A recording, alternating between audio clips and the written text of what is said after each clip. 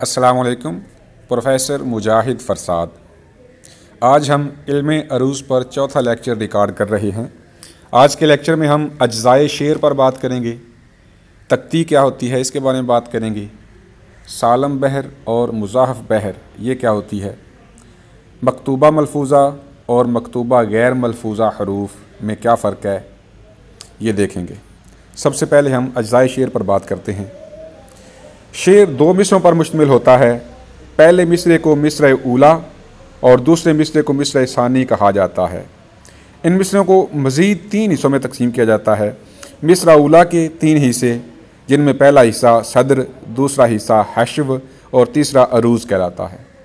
मिसरा सानी का जो पहला हिस्सा होता है वो इब्तिदा कहलाता है, दूसरा हश्व कहलाता है और तीसरा ज़रब कहलाता है। यानी मिसरा ऊला और मिसरा सानी का जो एक हिस्सा है ना वो बिल्कुल एक जैसा है, हश्व जो दरमियानी हिस्सा होता है। उसके बाद हम देखते हैं तख्ती। तख्ती अरबी ज़ुबान का लफ्ज़ है जो कता से निकला है। तख्ती के लुग़वी मानी टुकड़े टुकड़े करना के हैं। चूँकि बहर के अरकान से हम वज़न करने के लिए शेर के अल्फाज को टुकड़े टुकड़े कर दिया जाता है, इसलिए इस अमल को तख्ती करना कहा जाता है। रूस की इस्तिलाह में तख्ती की तारीफ़ कुछ इस तरह की जाती है, बहर के अरकान के मुताबिक शेर के टुकड़े करना तख्ती कहलाता है। यानी जो बहर के रुकन होते हैं उनके मुताबिक शेर के टुकड़े किए जाते हैं, इसे तख्ती करना कहते हैं और इससे वज़न मालूम किया जाता है। इसके बाद हम देखते हैं सालम बहर और मुज़ाहफ़ बहर में क्या फ़र्क है।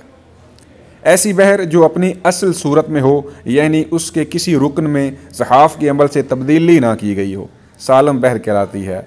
मसलन दर्जे ज़ैल बहर को मुतकारिब सालम कहा जाएगा, फ़ऊलुन फ़ऊलुन फ़ऊलुन फ़ऊलुन।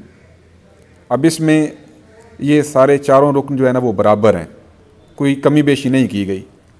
लेकिन ऐसी बहर जिसके अरकान में ज़हाफ़ात के अमल से तग़य्युर व तबद्दुल या कमी बेशी की गई हो, यानी कोई रुकन कम किया गया हो या ज़्यादा किया गया हो, जैसे फ़ऊलुन फ़ऊलुन फ़ऊलुन फ़ऊल।